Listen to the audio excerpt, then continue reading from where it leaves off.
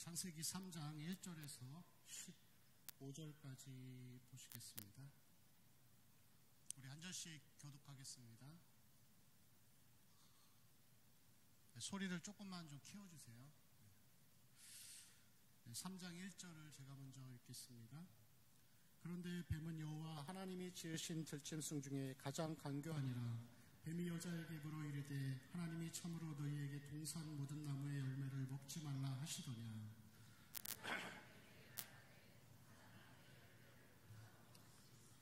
동산 중앙에 있는 나무의 열매는 하나님의 말씀에 너희는 먹지도 말고 만지지도 말라. 너희가 죽을까 하노라 하셨느니라.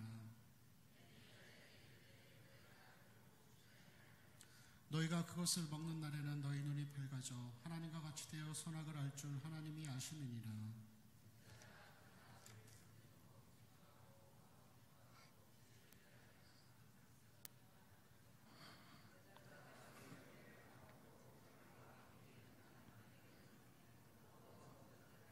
이에 그들의 눈이 밝아져 자기들이 벗은 줄을 알고 무화과 나무 잎을 엮어 치마로 삼았더라.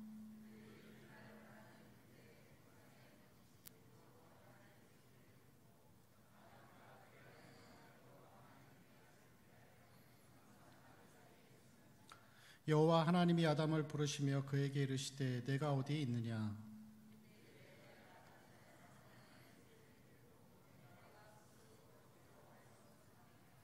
이르시되 누가 너의 벗었음을 내게 알렸느냐. 내가 내게 먹지 말라 명한 그 나무 열매를 내가 먹었느냐.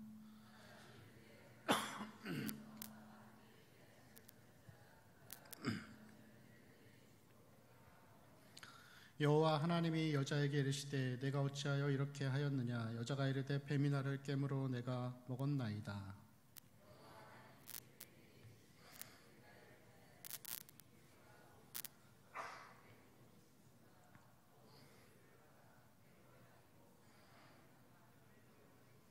함께 읽겠습니다. 내가 너로 여자와 원수가 되게 하고 내 후손도 여자의 후손과 원수가 되게 하리니 여자의 후손은 내 머리를 상하게 할 것이요 너는 그의 발꿈치를 상하게 할 것이니라 하시고. 아멘. 창세기의 말씀은 1, 2장 말씀 앞장에서 나오는 내용들이 이 창조의 영광과 어떠한 하나님의 기쁨을 마음껏 표현하는 것과는 다르게 이제 3장의 내용은 정반대의 모습을 보여주고 있습니다. 굉장히 좀 어둡고 그리고 인간에게 어떠한 결과들이 오는지를 보여주고 있는데, 특별히 3장 1절부터 나오는 내용들은 인간에게 이 세상에 또 죄가 어떻게 유입되었는지, 그리고 그 죄로 인하여서 어떠한 결과들이 우리에게 나타났는지를 보여주는 굉장히 성경의 전체 내용 가운데에서도 굉장히 어두운 그런 부분이라고 할 수가 있습니다. 여러분, 하나님께서 이 아담과 하와에게 선악과를 주셨습니다. 근데 선악과를 왜 주셨죠? 이 아담과 하와는 하나님처럼 모든 것을 통치하고 다스릴 수 있는 그러한 위치에 있었습니다. 그런데 유일하게 이 아담과 하와가 할 수 없는 것이 바로 이 선악과를 먹지 않는 것이었죠. 이 선악과 자체가 어떠한 효과와 효능이 있는 것이 아니라 그들은 자기들이 마음껏 모든 일들을 행하는 그 가운데에서도 이 선악과를 한 번씩 바라다 보면은 저거를 하지 말라고 하신 분이 계시구나 하면서 내가 신이 아니라 나를 만들고 통치하고 다스리는 하나님이라는 존재가 있다라는 것을 깨닫게 하기 위함이었죠. 그래서 이 아담과 하와로 하여금 내가 내 삶의 주인이 아니라 내 삶의 주인 되시는 분이 계시다라는 것을 계속해서 인식하도록 하기 위해서 이 선악과를 만든 것이라고 할 수가 있습니다.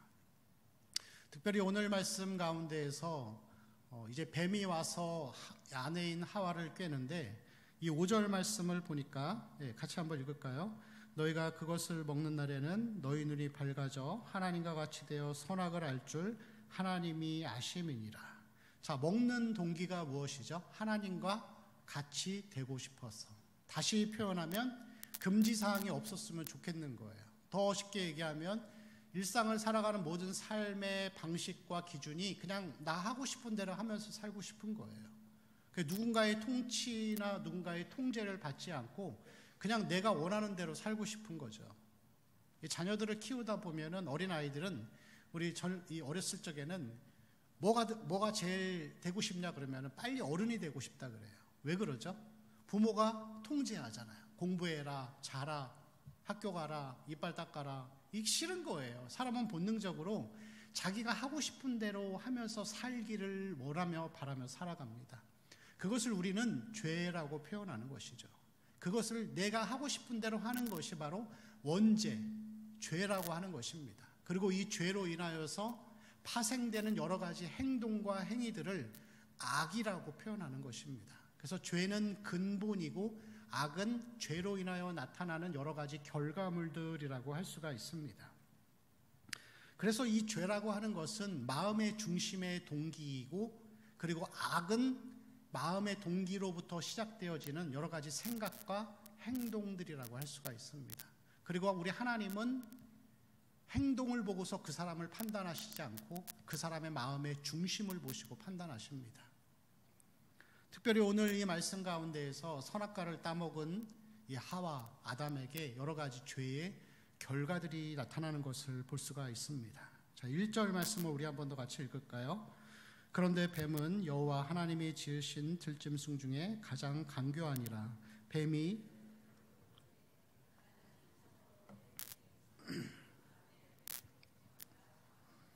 아멘. 자, 사단이 와서, 뱀이 와서 뭐라고 물어보죠? 모든 나무의 열매를 먹지 말라 하시더냐. 자, 하나님은 몇 개를 금지시키셨죠? 하나를 금지시키셨습니다. 그런데 사단은 와서 다 금지하더냐라고 하면서 하나님을 부정적으로 생각하게 만드는 거예요. 여러분, 그래서 우리는 많은 사람들이 신앙을 오해할 때 기독교 신앙이 마치 하지 말라는 게 너무 많아서 교회 공동체에 들어오기 싫어하는 것으로 생각하는 경향이 있어요. 마치 기독교 신앙이 금욕을 강조하고 이 교회 안에 들어오면 이제는 세상에 있는 모든 낙들이 다 사라져가는 그러한 어떤 금욕적인 생활로 생각할 때가 많이 있습니다. 여러분, 그렇지만 이 디모데후서 1장 7절의 말씀을 보면은 하나님이 이렇게 말씀하십니다. 하나님이 우리에게 주신 것은 두려워하는 마음이 아니요 뭐라고요? 오직 능력과 사랑과 절제하는 마음이니. 우리가 여러분 죄를 짓지 않는 거는 하나님을 두려워해서 벌을 받을까 봐 한다기보다는 하나님을 사랑하기 때문에 절제하고 하지 않는 것이죠. 그것이 여러분 우리의 동기가 되어야 할 줄로 믿습니다. 교회는, 그리고 이 기독교 신앙은 많은 것들에 있어서 금지하고 금욕을 시키려고 하는 것이 아니라 우리에게 참 자유와 평안을 주시기 위해서 하라는 것과 하지 말라는 것으로 나눠서 결론적으로는 하나님을 더 사랑하고 영적인 풍요함을 누리게 하기 위함인 것입니다. 그러한 어떤 은혜들이, 자유로움이 우리 가운데 있기를 축원합니다. 특별히 1절 말씀을 우리 한 번 더 같이 볼게요. 그런데 뱀은 여호와 하나님이 지으신 들짐승 중에 가장 간교하니라. 뱀이 여자에게 물어 이르되 하나님이 참으로 너희에게 동산 모든 나무의 열매를 먹지 말라 하시더냐 하고 했을 때, 자, 거기 뒤에서 보면은 3절이요. 동산 중앙에 있는 하와가 대답합니다. 나무의 열매는 하나님의 말씀에 너희는 먹지도 말고 만지지도 말라. 너희가 어떻게 된다고요? 죽을까 하노라 하셨느니라. 자, 여기서 하나님이 명령하신 것과 하와의 답변의 차이점은 무엇이죠? 하나님은 먹지 말라, 그죠? 먹지 말라, 그러면 죽는다라고 했는데 하와는 어떻게 하죠? 먹지도 말고 만지지도 말라, 덧붙이는 거예요. 여러분, 죄의 특징이 뭐냐면은 말씀에 더하는 거예요. 더하는 것이 죄라는 거예요. 계시록 22장 18절 말씀을 보면은 예수께서 이렇게 말씀하십니다. 계시록 22장 18절이요. 같이 읽을까요? 내가 이 두루마리의 예언의 말씀을 듣는 모든 사람에게 증언하노니 만일 누구든지 이것들 외에 더하면 그에게 더하실 것이요. 자, 말씀을 빼는 것도 문제인데 말씀을 더하는 것도 문제입니다.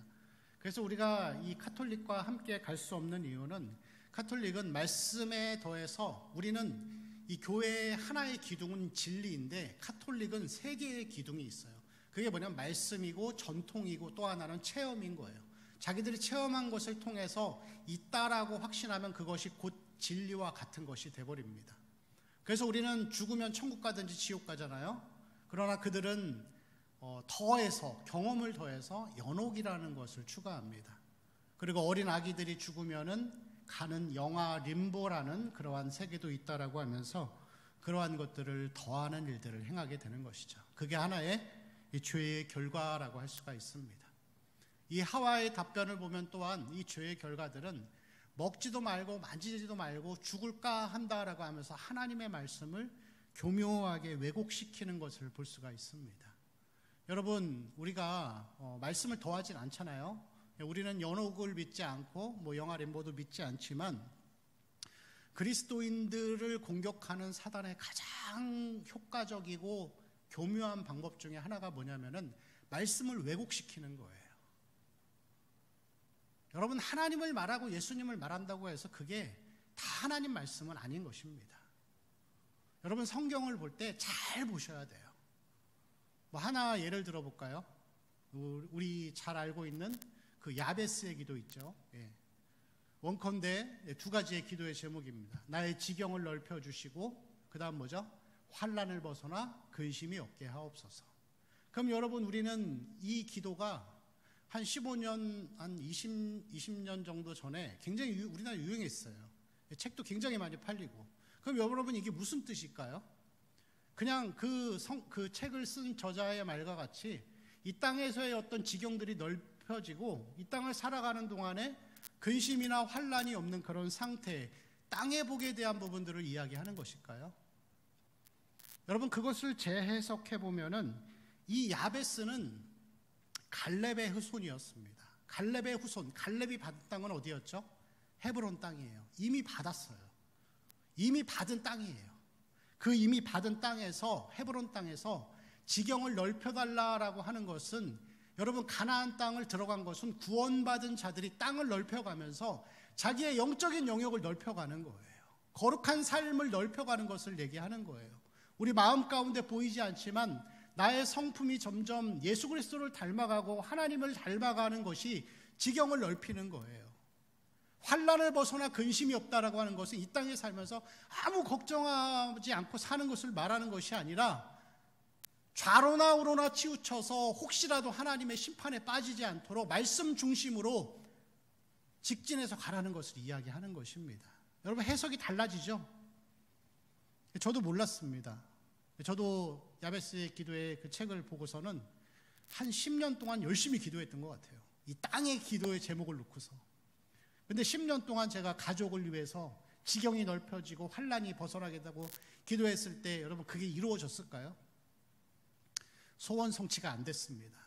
왜 소원 성취가 안 되죠? 하나님의 의도대로 따라가지 않으면은 그 10년의 기도는 다 휴지 조각인 거예요. 근데 여러분, 기도를 한 시간이 아까운 게 아니라 10년의 시간을 낭비한 거예요, 그거는. 여러분, 그 마음속에 그렇게 기도할 수 있어요. 생각할 수 있습니다.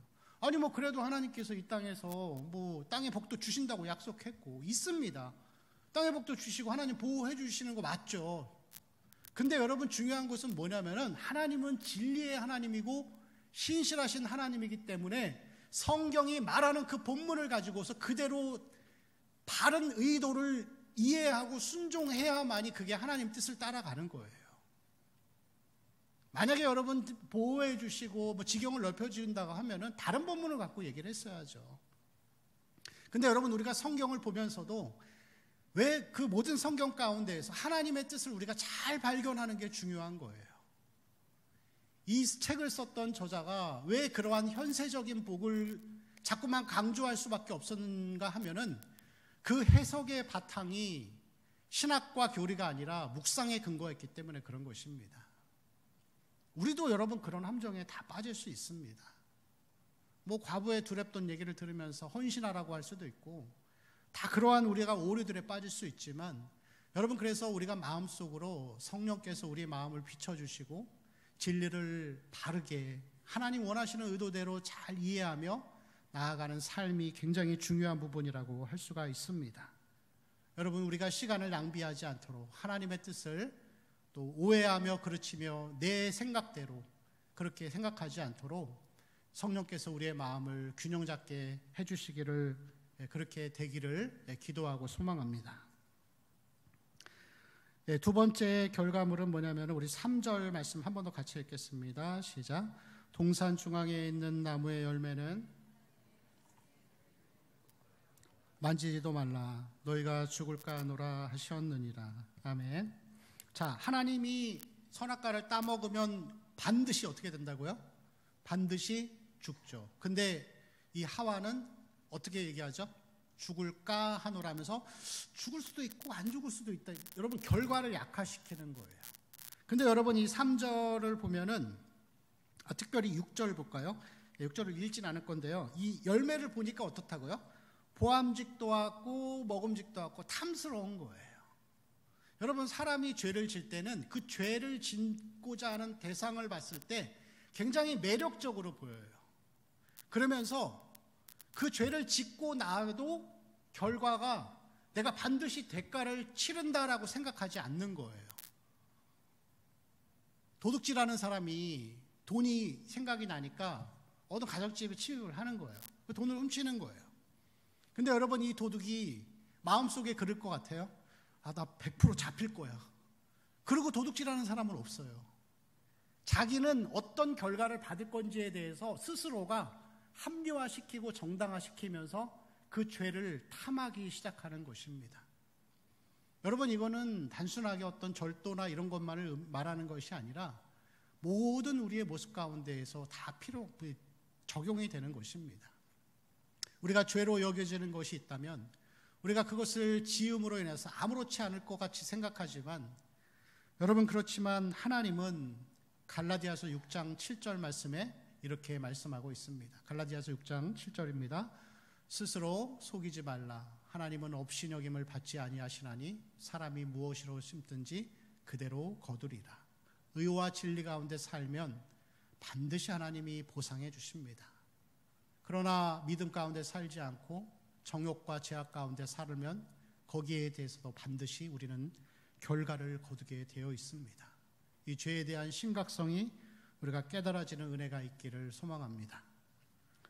자, 마지막 결과, 오늘의 이 주의 마지막 결과는 12절과 13절에 있습니다. 12절과 13절을 함께 읽겠습니다. 아담이 이르되 하나님이 주셔서 나와 함께 있게 하신 여자, 그가 그 나무 열매를 내게 주므로 내가 먹었나이다. 여호와 하나님이 여자에게 이르시되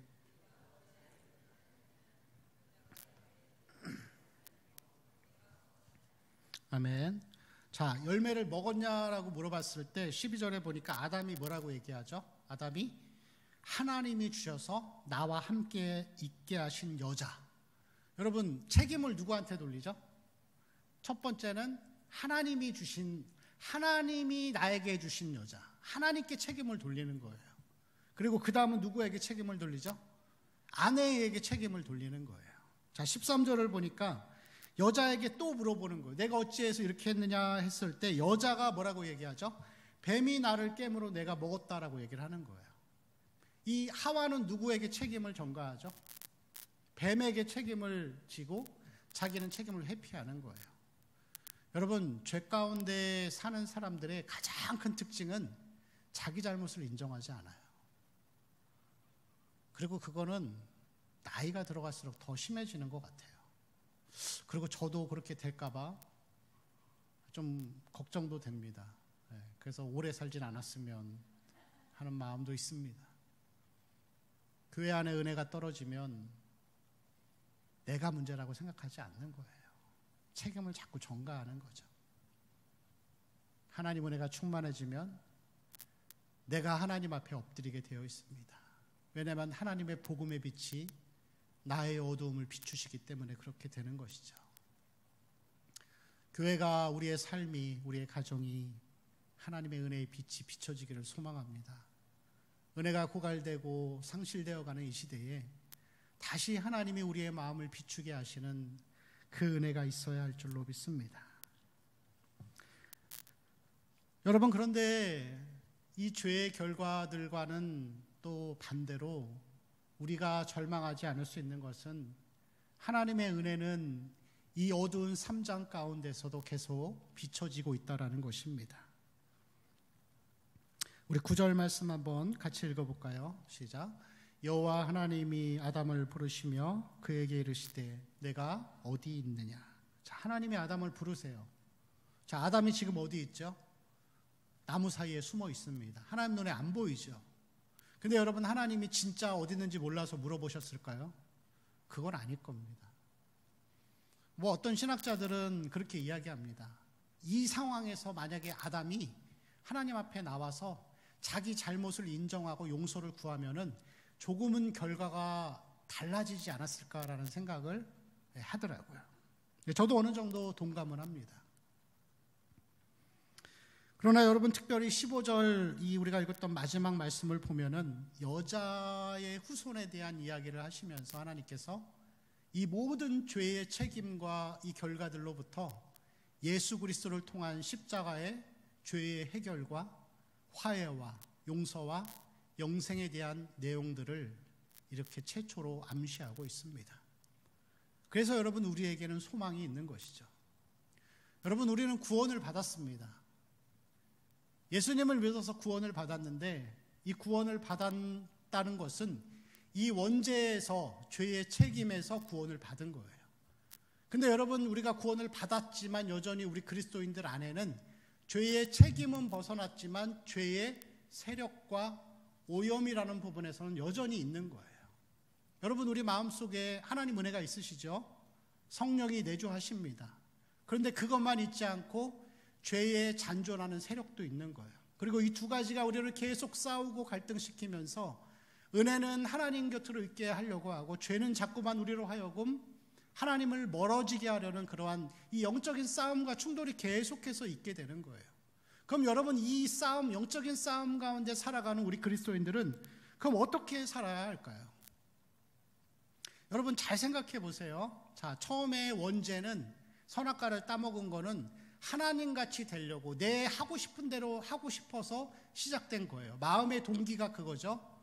그리고 그 열매들이 행위로 나타나는 거잖아요. 그럼 여러분, 나무로 치면은 나무의 뿌리가 원죄예요. 뿌리는 하나죠. 마음의 동기, 하고 싶은 대로 하는 삶. 그럼 여러분, 나무가 열매를 맺었어요. 사과나무를 맺었는데, 사과 열매를 많이 맺었는데 이 사과가 다양한 모양으로 나타나는 거예요. 여기서 보면 우리가 봤던 것처럼 아담과 하와에게는 죄의 이 열매들이 어떻게 나타나죠? 책임을 전가하고 결과를 약화시키고 여러 가지 그런 것들로 나타나잖아요. 그리고 여러분, 이 아담과 하와가 에덴 동산에서 쫓겨나고 난 다음에 자녀를 낳습니다. 누굴 낳죠? 가인과 아벨을 낳았어요. 근데 여러분, 그 한 세대밖에 안 거쳤는데 가인이 아벨을 죽여버려요. 살인을 저지르는 거예요. 행동이 달라지는데 여러분, 제가 무슨 얘기를 하고 싶은 거냐면, 원죄로부터 시작된 죄의 결과물들은 책임의 피나 살인이나 똑같은 죄라는 거예요. 뭐가 더 나쁘다라고 말할 수 없다는 거예요. 로마서 말씀을 한번 같이 볼게요. 로마서 13장 13절을 같이 보면은 이런 말씀이 있습니다. 같이 읽어보겠습니다. 시작. 낮에와 같이 단정히 행하고 다투거나 시기하지 말고. 두 가지씩 들어있어요. 방탕과 술취함, 음란과 호색, 다툼과 시기예요. 왜 여러분 사도 바울이 이것을 두 개를 같이 놨는지 아세요? 죄는 다 똑같다라는 걸 얘기하는 거예요. 음란하거나 호색하거나 간음하는 거나 마음속으로 시기하는 거나 똑같은 동급의 죄라는 걸 얘기하는 거예요. 그럼 여러분 잘 생각해 보세요. 그러면 마음속에 음란함을 품는 거랑 진짜 이 배우자가 있는 남편이나 아내가 나가서 바람 피는 거랑 똑같은 거예요? 좀 헷갈리죠? 똑같은 건 아니에요. 마음속에 음란함은 그냥 품었다가 그냥 회개하고 끝나면 그만이에요. 근데 여러분, 바람 펴서 가나마다 걸리면은 가정이 깨지는 거예요. 자녀들이 상처받고 엄청난 데미지가 있어요. 다른 결과예요, 여러분. 제가 무슨 얘기를 하는 거냐면은, 죄가 다르게 비춰지는 엄격한 기준은 나에게 적용하고 모든 죄는 다 동일하다라는 것은 타인에게 적용하라는 얘기예요. 남의 죄는 작게 보고 내 죄는 크게 보라는 얘기예요. 여러분, 그런 마음이 있어야지 우리가 이 죄 가운데 사는 삶을 벗어날 수 있는 거예요. 우리는 자꾸만 죄를 상대방의 것을 들보로만 자꾸 보잖아요. 근데 그렇지 않다니까요. 하나님의 기준은. 여러분, 동성애나 더 쉽게 적용해서 예배 시간에 조는 거나 뭐가 달라요? 동성애를 행하는 거나 조는 거나 내가 하고 싶은 대로 하고 싶어서 하는 거잖아요. 그럼 여러분, 예배 시간에 맨날 조는 거나 1년에 한 번 조는 거는 또 뭐가 달라요? 다 똑같은 거예요. 공의의 기준을 적용할 때 내 자신은 다 나는 남보다 나은 게 없다라고 생각하며 살아야 되는 거예요. 그래야 여러분, 거룩한 삶이 출발될 수 있는 것입니다. 여러분, 세상에도 그런 말이 있습니다. 정치하는 분들이 내로남불 많이 들어보셨죠? 내가 하면 로맨스고 남의 하면 불륜이에요. 우리는 본능적으로 우리 자신을 합리화시키고 남의 죄를 들보로 만들려는 경향이 있어요. 그렇지만 복음은 남에게는 사랑을, 나 자신에게는 공의를 적용하기를, 그렇게 살기를 하나님은 바라고 계십니다. 여러분, 그렇다면 우리가 이 죄 가운데 살지 않고 하나님의 은혜 가운데 살려면 어떻게 해야 할까요? 세 가지의 방법이 있습니다. 로마서 8장 2절 말씀 우리 한번 같이 읽어보겠습니다. 로마서 8장 2절입니다. 시작. 이는 그리스도 예수 안에 있는 생명의 성령의 법이 죄와 사망의 법에서 너를 해방하였습니다. 우리는 생명과 성령의 법 가운데 사는 자들이에요. 여러분, 사탄은 이 신자들에게 찾아와서 주는 방식 중에 하나가 뭐냐면은 우리 마음속에 있는 죄와 은혜는 동등한 수준의 세력이라고 생각하게 자꾸 만들어요. 여러분, 하루하루 인생을 살아가면서 영적인 게으름과 나태함에 빠질 때가 있습니다. 그래서 어떤 때는 한 달 아니면 그 이상 6개월 기도를 안 하고 그냥 교회만 왔다 갔다, 그것도 잘 안 될 때가 있어요. 근데 여러분, 처음에는 기도라는 것은 내가 안 하게 되지만 시간이 지나서 마음이 굳어지면은 기도를 안 하는 게 아니라 못 하는 게 돼버려요. 그런데 여러분, 중요한 것은 뭐냐면은 6개월을 기도를 안 했어도 다시 하나님이 새로운 마음을 주셔서 다시 성전에 나와 일주일만 꾸준히 기도해도 다시 회복될 수 있어요. 6개월을 안 했어도 일주일이면 회복될 수 있다니까요. 우리 안에 있는 자가 세상에 있는 자보다 더 크다라는 거예요. 우리는 죄와 사망의 법에 사는 자들이 아니라 생명의 성령의 법을 받은 자들입니다. 그 하나님이 얼마나 위대하시고 큰지를 우리는 보는 게 중요해요. 우리의 마음의 눈을 밝혀주셔서 하나님의 사랑의 넓이와 깊이와 높이가 얼마나 큰지를 깨닫고 그것을 의지해서 살아가는 삶이 되어야 할 줄로 믿습니다. 두 번째, 우리가 은혜 가운데 살기 위한 방법은 1절 말씀 우리 한 번 더 같이 읽겠습니다. 1절입니다. 시작. 그런데 뱀은 여호와 하나님이 지으신 들짐승 중에 가장 간교하니라. 뱀이 여자에게 물어 이르되 하나님이 참으로 너희에게 동산 모든 나무의 열매를 먹지 말라 하시더냐. 자, 뱀이 물어봤을 때 하와가 와서 대답을 해요. 뭐냐면은 여러분, 우리가 하나님의 은혜 안에 삶을 살고 죄 짓지 않는 삶을 살기 위해서는 죄 짓는 자리에 가지 않는 게 중요해요. 이 소극적인 선을 행하는 거예요. 뱀이 대화를 요청하는 그 자리에 가지 않았어야 되는 것이겠죠. 여러분, 우리 마음속에는 하나의 불이 있어요. 불. 그 불이 뭐죠? 죄를 짓고자 하는 마음에 준비된 상태. 그리고 죄 짓는 자리에 가면은 그 불에다가 휘발유를 붓는 그런 격이 됩니다. 그래서 여러분, 예수님께서 주기도문을 말씀하실 때 그렇게 기도하시잖아요. 다만 악에 빠지지 않기를. 사도 바울도 그렇게 기록합니다. 악은 모양이라도 버리라. 왜냐하면 다가가면 짓게 되어 있으니까. 사람들이 험담하는 자리에 여러분 가지 마세요. 엄청난 시너지 효과가 발휘됩니다. 혼자 말하던 게 둘이 되고 셋이 되면은 없던 얘기도 막 지어지게 되어 있어요. 그 은혜가 되세요? 은혜 까먹는 자리가 되는 거죠. 예수께서도 요한복음 17장에서 십자가에 죽으시기 전에 마지막으로 그렇게 기도하셨어요. 악에 빠지지 않기를 하나님 저 제자들을 보호해 주세요. 여러분, 죄 짓는 자리에 가지 않는 게 중요해요. TV를 틀어놓고 보다가 그게 우리의 경건 생활을 방해한다면 TV를 꺼야 돼요. TV 끄는 게 안 되면 TV를 없애야 돼요. 그 자리에 가지 않는 게 중요한 것입니다. 그런데 여러분, 중요한 것은 우리는 이것을 하지 않는 것만으로서는 거룩한 삶을 살아갈 수가 없어요. 그럼 어떻게 해야 되죠? 소극적인 선을 행하지 않는 것을 넘어서 적극적인 선을 행하는 삶이 되어야 하는 것이에요. 자, 요한복음 17장 17절 말씀 우리 마지막으로 한번 같이 읽어보겠습니다. 시작. 그들을 진리로 거룩하게 하옵소서. 아버지의 말씀은 진리니이다. 자, 예수님께서 십자가에 죽으시기 전에 대제사장적인 기도를 시작하십니다. 그 기도 가운데 제일 중요한 제목 중에 하나가 한 서너 가지 중에서 이 하나입니다. 진리로 그들을 거룩하게 하여 주옵소서. 여러분, 아까 우리가 읽었던 그 로마서 13장 13절이요. 낮에와 같이 단정히 행하고 방탕하거나 술 취하지 말고 음란과 호색하지 말라라는 말씀 있잖아요. 하지 말라라고 하는데 그 다음 절에 뭐라고 얘기하냐면 오직 주 예수 그리스도로 옷 입으라 그렇게 표현하고 있어요. 하지 말고 입으라는 거예요. 여러분, 신앙생활은 두 가지예요. 하지 않는 거예요. 죄 짓는 자리에 가지 않음으로 인해서 소극적인 선을 행하는 거예요. 그러나 거기서 끝나는 것이 아니라 적극적인 선을 행하는 자리로 나와서 우리 마음에 비어진 곳에 은혜를 채우는 자리로 와야 되는 거예요. 제가 신앙생활을 이렇게 하다 보니까 짧은 인생을 살았지만 한 가지 깨달은 게 있어요. 신앙생활은 지름길이 없어요. 나이가 먹는다고 해서 신앙이 더 잘 될 그런 것 같지는 않아요. 성경은 계속해서 그걸 얘기해요. 말씀과 기도로 거룩하여져 가라. 예배의 자리로 나아가라. 그거 외에 없어요, 여러분. 기도 말씀 외에는 없어요.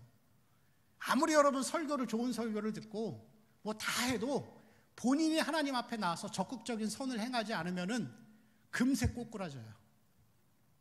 기도하러 나오세요. 말씀을 매일 보세요.